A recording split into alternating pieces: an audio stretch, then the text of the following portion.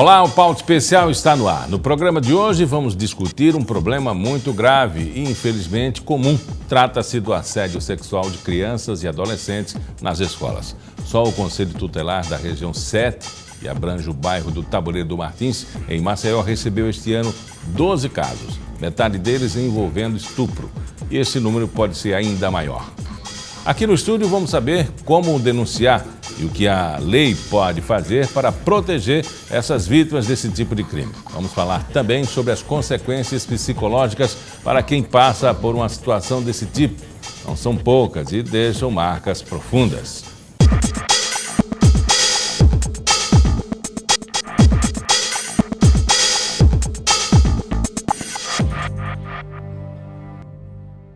Comentários depreciativos sobre sexualidade, sobre o corpo ainda em desenvolvimento. Situações em que existem cantadas, gestos obscenos, toques não consentidos e até mesmo ato sexual forçado.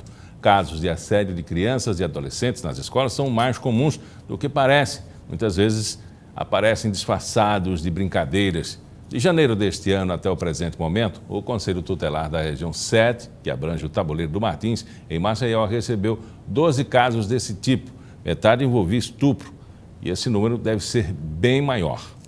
Esse é um problema grave que precisa ser denunciado e combatido. No programa de hoje, vamos discutir esse assunto e tentar descobrir o que cada um de nós pode fazer para ajudar a acabar com isso e o que a lei pode fazer para ajudar quem é vítima do assédio sexual. Aqui no estúdio, o advogado Alain Pierre, presidente da Comissão da Defesa da Criança e do Adolescente da OAB de Alagoas. Como saber se foi uma brincadeira ou se foi um assédio para valer? Miguel, deixa eu lhe dizer, essa questão do assédio, ele tem crescido. Tem pesquisas feitas internacional e nacional que relata que mais de 50% das meninas e em média de 40% dos meninos são assediados. Não é que exista um grau de assédio, mas o assédio ele inicia até por uma simples calça jeans que uma menina, uma criança ou um adolescente veste. A evolução do corpo feminino e masculino é o grande causador do assédio. E como é que esse assédio começa? Começa principalmente nas escolas, fruto de que nas atividades coletivas, na sala de aula, na entrada da escola, às vezes as próprias crianças e adolescentes, adultos, começa a despertar interesse no corpo feminino e no corpo masculino das crianças e dos adolescentes. Essas informações elas são dadas através das pesquisas. E aí, às vezes, é aquele assédio momentâneo. Em regra, é o assédio contínuo. Todos os dias, aquela determinada criança e adolescente é assediada. Às vezes pela mesma pessoa, às vezes por várias pessoas. Em determinados casos, fruto da evolução mesmo corporal. E, em outros casos, uma atitude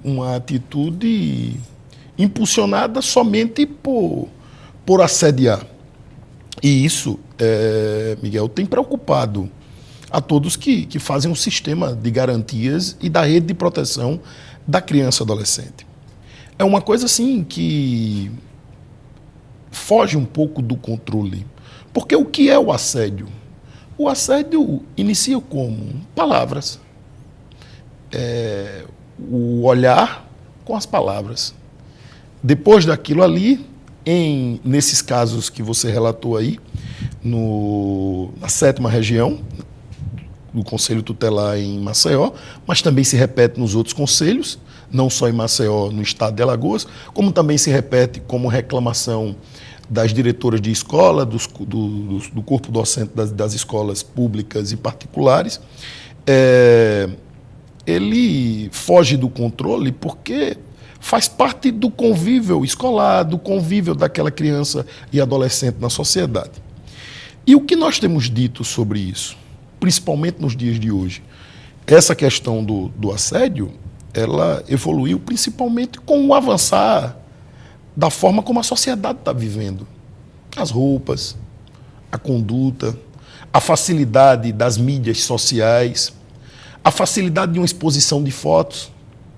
Hoje, as músicas, as danças, a forma a postura de andar, tem facilitado que o assédio tenha crescido.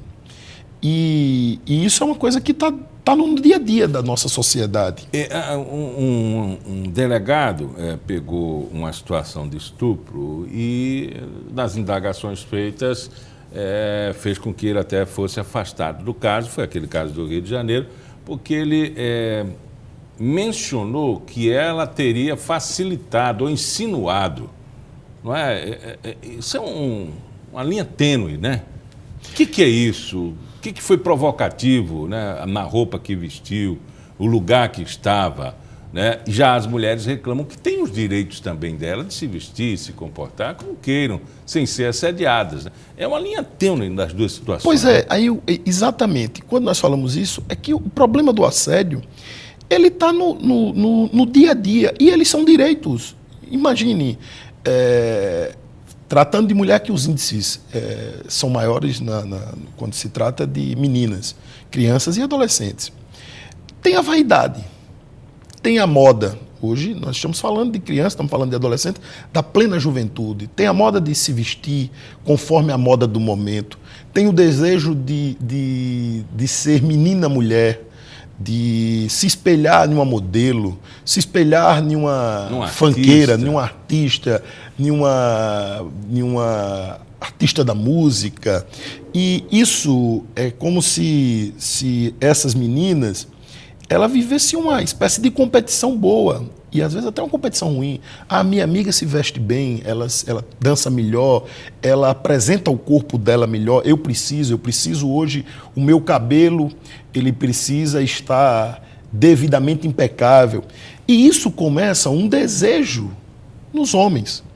Não só nos homens maiores de idade, mas também nos próprios adolescentes, no convívio da escola. O termômetro quem dá, né, o fiel da balança, é a vítima. Porque alguém pode receber palavras elogiosas, carinhos, e está propensa a aceitar, né? Dependendo do autor, acredito eu.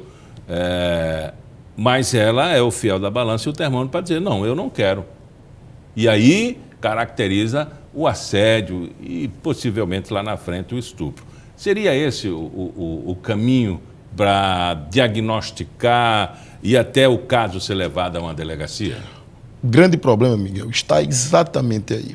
Às vezes as vítimas que são assediadas, eu não quero nem falar na evolução ainda do assédio para o estupro, enfim, que em maioria das vezes o estupro ele inicia com assédio. O grande problema é que as crianças e adolescentes assediadas, elas têm medo de contar para os pais, de contar para o professor, de contar para o responsável por eles. Por quê? O medo de criar um problema. E na verdade, se cria um problema. E não ser aceita pelo grupo, enfim, exatamente. Criar problema na escola, a expulsão do garoto, que às vezes em tom ameaçador. Né? Sem dúvida, sem dúvida. Nós já tivemos casos comprovados em Maceió de adolescentes que foram vítima de homicídio. Nós tivemos uma menina vítima de homicídio que começou no assédio. Depois essa menina estava namorando com uma espécie de traficante maior de idade, e desse namoro ela começou a se envolver no crime. E depois, por briga na região pelo tráfico, ela foi penalizada, sofreu um homicídio. E tudo tinha começado por quê? Pelo assédio. E aí é a nossa preocupação, porque só é possível diagnosticar o assédio a vítima. Porque ela cede, num caso como esse, até por medo, né? Exatamente. E aí... Ou para estar no poder, que o traficante exerce um poder. Né? Exatamente. E aí é a nossa preocupação. Como é que a rede de proteção, como os responsáveis, pai, mãe, pode ajudar a gente a diminuir esses índices de assédio. Não é uma coisa fácil. Agora, principalmente, volto à vítima, a condição de vítima, ela é que é o termômetro fiel da balança. Sim. A partir da vítima é que se chega a um diagnóstico, uma providência. O que podemos aconselhar as pessoas que estão sendo vítimas de assédio, por menor que seja, por uma palavra elogiosa que não gostou, enfim, o que é que ela deve fazer? Olha, o primeiro passo é comunicar aos seus responsáveis, mãe e pai, e dizer que aquela atitude ela está sendo uma atitude que tem incomodado o seu dia a dia. Consequentemente, os pais têm que ir, se isso for na escola, tem que ir na escola, tem que procurar os responsáveis pela escola e chamar aquela pessoa que está assediando. Diz, olha, a adolescente não está gostando, se os seus elogios são elogios porque você o admira o corpo, se você acha uma menina bonita, fique para você, mas a gente aqui tenta evitar o problema para que isso não ocasione um problema maior, nem para quem está assediando, nem para a vítima que está sofrendo o assédio. A preocupação tem que se imaginar sempre, pensar no que pode acontecer de pior. Porque, como você muito bem colocou, esse é o primeiro passo. A vítima ela tem que se sentir, se ela está se sentindo prejudicada, ela não pode guardar para si. Porque o próprio Estatuto da Criança e do Adolescente garante a uma criança ou adolescente a situação de ser um incapaz. Entendeu? Ele é um incapaz, ele não responde pelos seus próprios atos. E, consequentemente, quem responde por ele são seus pais, são seus responsáveis. Se é pela escola, naquele momento que ele está na escola, é a direção da escola, é os professores. Então, ele precisa expor esse problema para que, como vítima, o problema seja estancado no seu início. Consequentemente, também, Miguel, os pais, os responsáveis precisam, exatamente o que a gente discutiu ontem. Claro que existe a liberdade e o anseio feminino de se vestir na moda, de estar presente naquele momento, como estão as demais meninas. Mas os pais não podem fechar os olhos para o dia a dia dos seus filhos. E sabe que um comportamento, umas vestes não adequadas, uma dança não adequada, um comportamento inadequado vai levar ao assédio. Pode atrair. Conversamos com Alain Pierre, presidente da Comissão da Defesa da Criança e do Adolescente da OAB. Muito obrigado pela entrevista. Obrigado, Miguel. No próximo bloco, a gente continua falando do assédio sexual de crianças e adolescentes nas escolas. Vamos saber quais as consequências psicológicas para quem é vítima desse tipo de crime. Pauta especial, volta já.